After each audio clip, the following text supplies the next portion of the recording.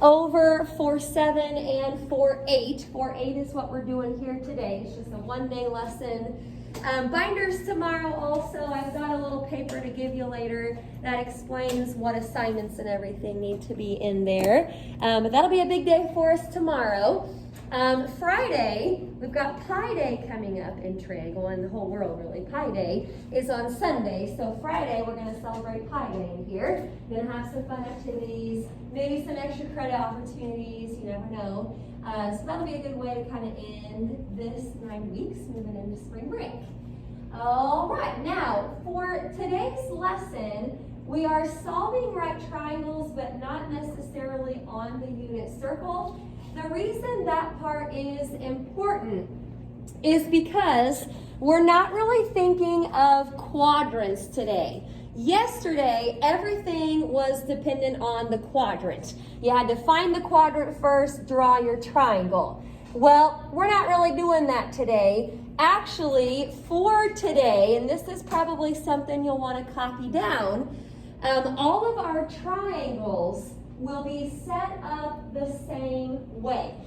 And again, we're not thinking about it in a specific quadrant. Now, for some reason, I made this really big. You probably don't need to make it quite that big in your notes. But you do kind of want to have this because this is how we're going to label everything. So I've got the right angle down here in the bottom left. There's no theta really. A lot of times our triangles will have theta somewhere. We don't really do that necessarily on these.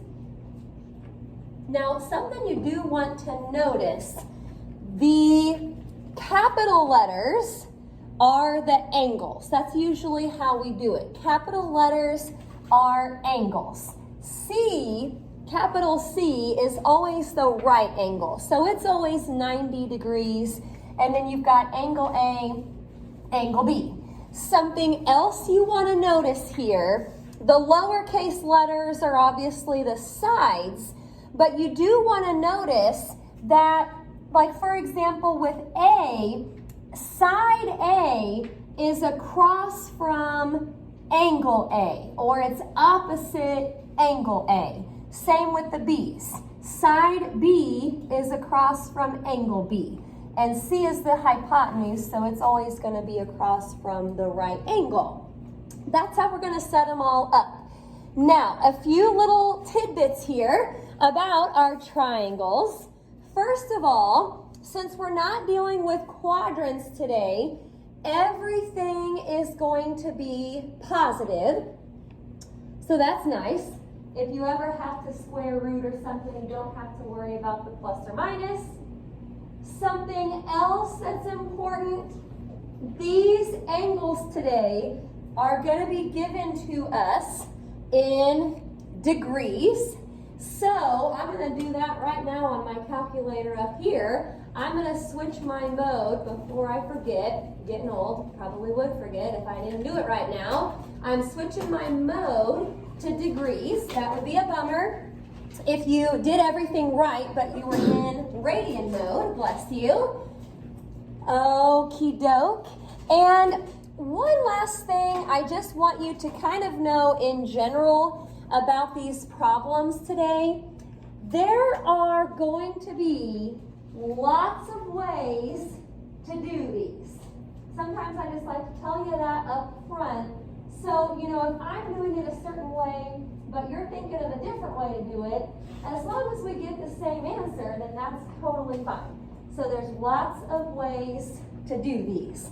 Sometimes that is what makes these kind of tricky, because I can't really tell you for sure how you're going to start all of them. They're all going to be a little bit different, just depending on what kind of values they give you. Okie doke. Well, I think the directions are probably next here. And we're just going to try 3 of them, it looks like. And they all have these directions. Solve each right triangle and round answers to the tens place. solve each right triangle, round answers to the tens place. So that's really just one decimal place. Okie doke. Well, let's see what they're giving us here for number 1. Just a couple values really. They're saying that capital B, so that's angle B, is 54 degrees. And then little c, so that's the hypotenuse over there, it is 15.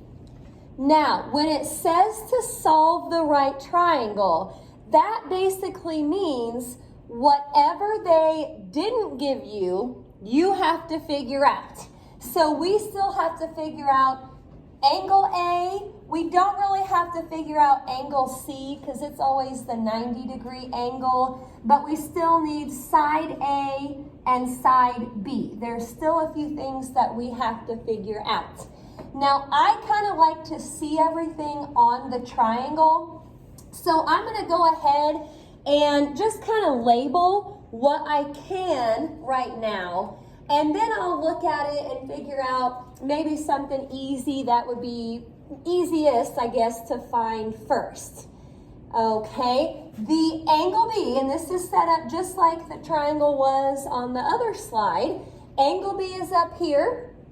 It is 54 degrees, it's telling me.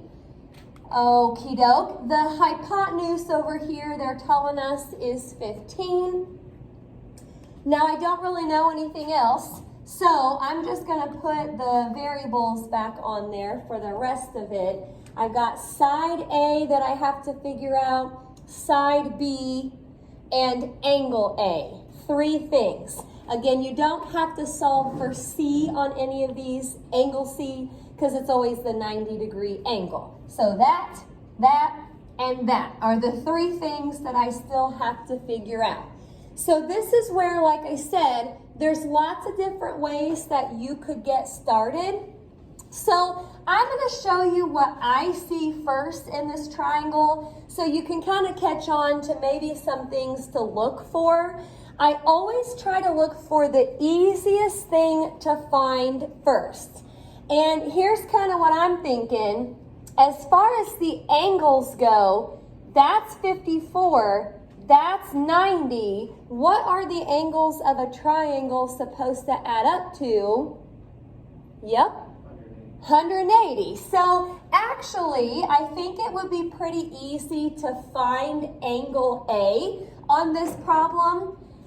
And so I'm going to take the 54 degrees plus the 90 degrees. And, you know, for your calculator at this point, you might already be in radian mode, but this is really just adding numbers. Mode doesn't matter a whole lot on this. That's 144. So if I just take 180 minus 144, that will give me a 36. So with not a whole lot of work there, we just figured out that angle A is 36 degrees. So that was one of the things that we had to figure out. Okie doke. Now on the PowerPoint here, to find angle A, I actually kind of did it differently, or maybe not on the PowerPoint, but one other way you could find A, instead of doing 2 steps here, since that's 90, those have to add up to 90. So maybe even a faster way to get this would be just to take 90 minus 54, and that would be 36 as well. There it is. Okay, now I've got angle A, 36 degrees. The other 2 things that I have to figure out are side A and side B. Which one do I find first? I don't know. It doesn't really matter. You can decide that for yourself. I chose to find side A first, but again, this is not the only way to do it. This is just kind of what I thought to do. Okay. Now, I'm going to say this like 10,000 times today, but to find side A, There's different ways you could do it. I want to show you what I did first, and then we'll think of maybe some other options. Okay, I started down here at this angle, 36 degrees.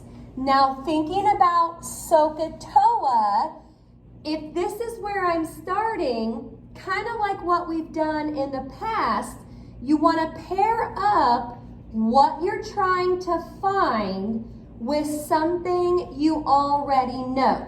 Okay, so if I'm down here, what I'm trying to find with what I already know, that would be opposite hypotenuse. And if you think about SOHCAHTOA, sine is opposite over hypotenuse. So over here, I'm going to say sine of 36 degrees equals A over 15. Now I want to finish that out real quick, and then I'll show you maybe another way I could have found side A. We did this stuff a while back. Since A is being divided by 15, let's multiply by 15 to get rid of it. So on your calculator, as long as you're in degree mode, you want to type in 15 times sine of 36. You actually maybe even don't have to do the multiplication symbol. You could probably do it like that. And to one decimal place, it wanted it to the tenths, that would be just an 8.8. Now keep in mind, you're finding a side at that point, so you don't need a degree symbol or anything, it's just 8.8. I've got angle A and side A. Now another option to find side A, I didn't have to use this angle in that equation. If I used this angle and I paired up what I was trying to find with something I already know, what trig function would I use if I was up here trying to pair up this and this? Anybody know? Cosine, adjacent over hypotenuse. So a totally different way to get A up here would have been to say cosine of 54 equals A over 15. And if you want to fact check me, you can type that in, multiply the 15 by cosine of 54, and what do you know? You get another 8.8. Okay, I just like to show you that. So again, you know, there's different ways to do it. There's not always just one correct way. You got a lot of options. Okie dokie. Any questions about how we found side A?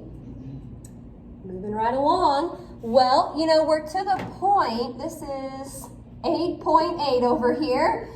We're to the point where we know two of the sides.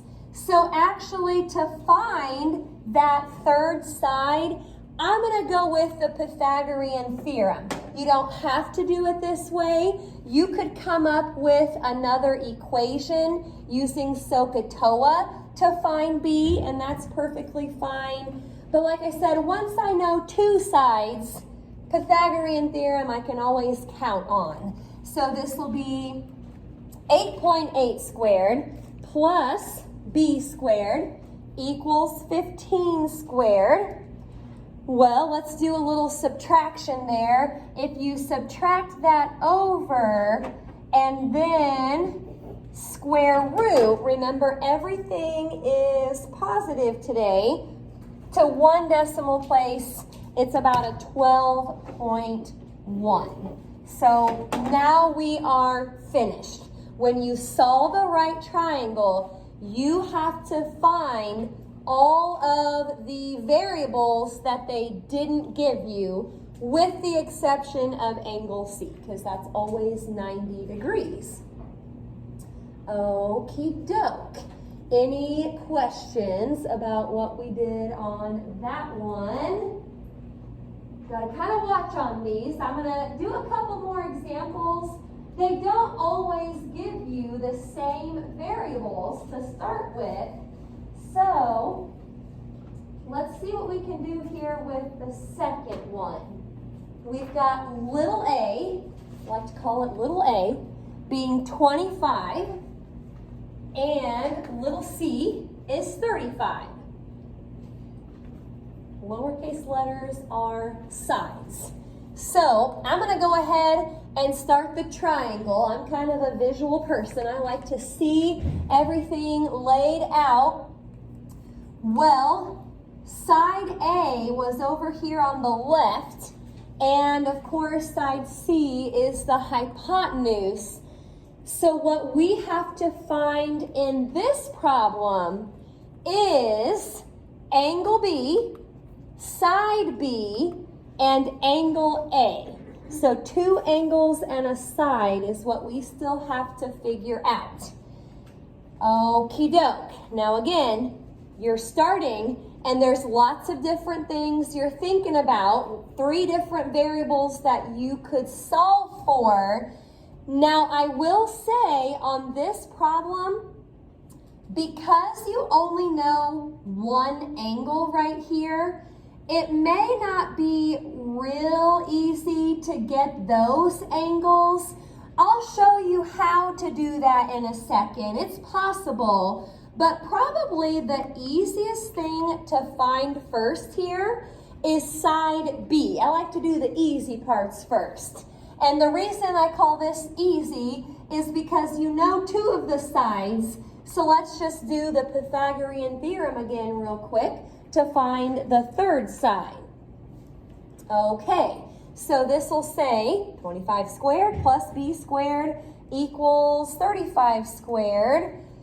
Well, if I subtract that over, it's actually 600. Square root that, we're going to round it up a little bit here. So b is approximately 24.5.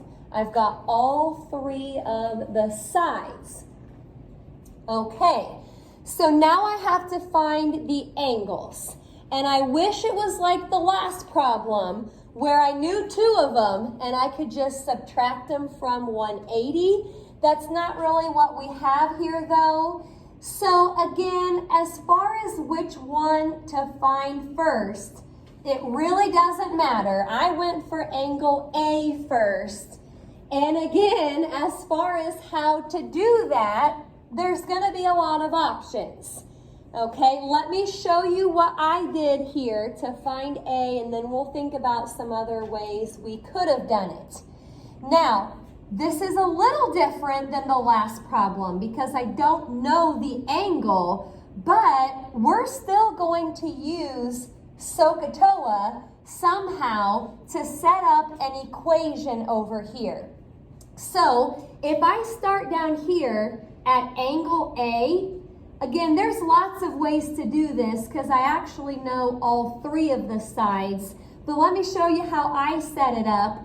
I set it up using sine, and I said sine of A equals 25 over 35. This again is just using SOHCAHTOA. Sine of A is 25 over 35. Did I have to use sine? No, that's just what came to my head, I guess, first. Now, to solve this for A is a little bit different than the last problem. Okay, so let's try to think about some things we've been learning lately. If A is with sine, but you want to get rid of sine and you just want the A, how could we get rid of sine? Yes? Could you take the inverse sine of both sides? Yes, we're going to inverse sine both sides. Sine and inverse sine are going to cross out. Now, basically, that's going to give me A. That's what I wanted. And this is what we're going to have to type into our calculator. Inverse sine of 25 divided by 35. Okie dokie, we've typed in inverses before, so here we go. Second sign of 25 divided by 35, and to one place it would be like a 45.6. Now this is an angle. Yes, this is an angle that we just found, so be sure to put the degree symbol with that. Not just 45.6, but that is 45.6 degrees. Okay, you can fill it in over here if you want. If you don't do that, that's fine too. Okay, well, to find the last thing up here, angle B, I'll say it again, there's lots of options. You could do a little something like that with B. What I'll probably do here is maybe a little bit easier. I'm just gonna add those up and subtract them from 180. Once you know two of the angles, that's usually the easiest way to do it. So if I've got 90 plus 45.6, that is 135.6. So I need to subtract that, and that should give me a 44.4. And again, we want to do a degree symbol here since that is an angle. 44.4 degrees. Okie dokie, we found everything. Solving a right triangle just means find everything that they didn't give you. Any questions about number 2? Of all of our problems today, this one might be the toughest just because it's kind of hard to remember how to do this part. It throws you off when you don't know any of the angles except for that one. So that's where the inverse trig functions will come into play. All right, this is our last example up here.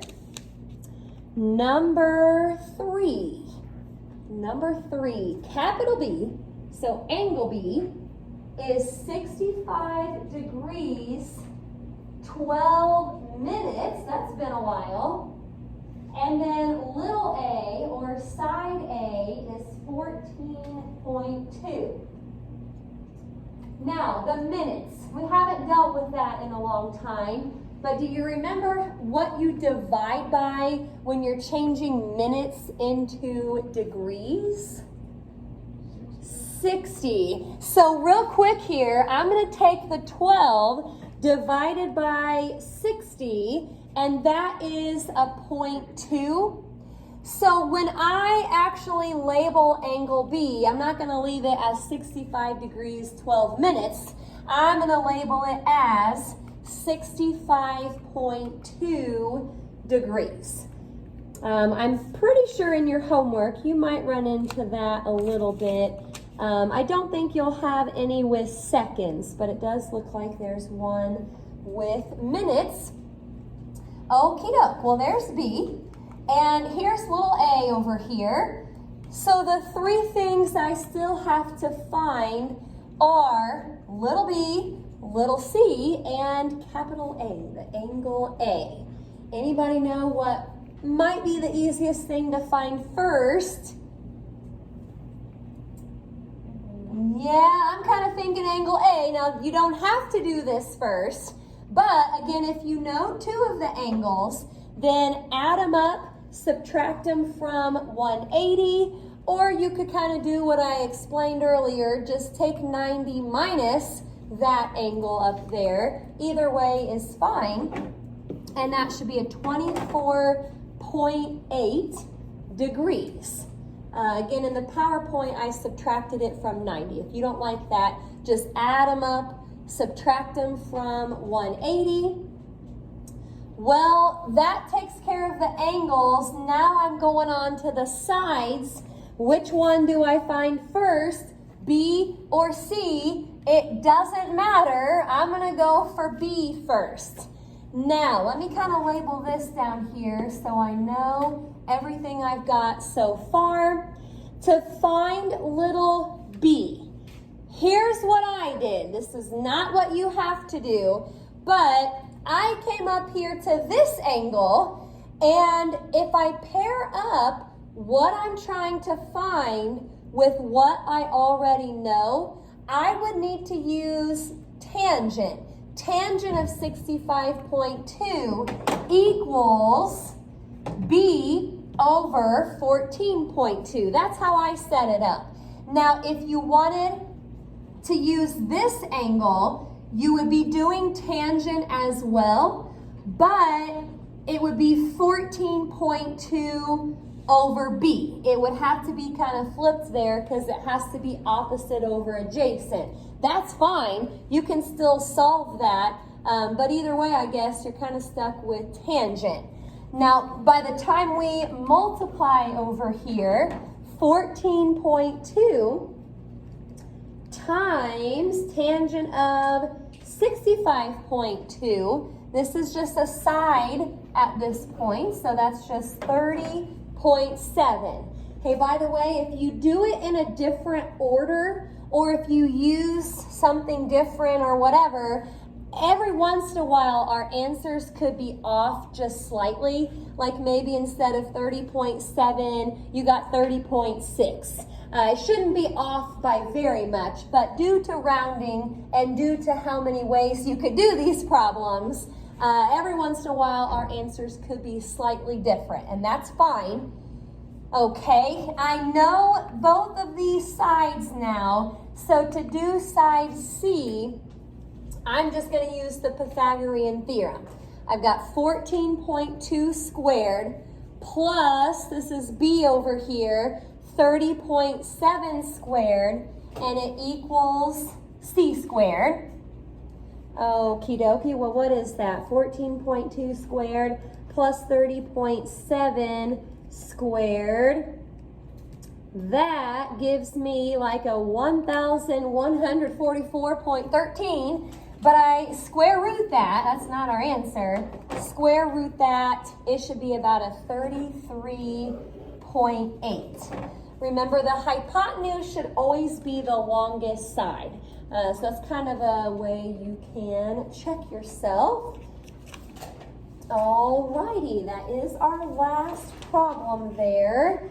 Any questions about that? Try to look for the easiest thing to find first. All right, well here is T28 from page 332. We're gonna try numbers 5 to 13, but you get to skip number 12.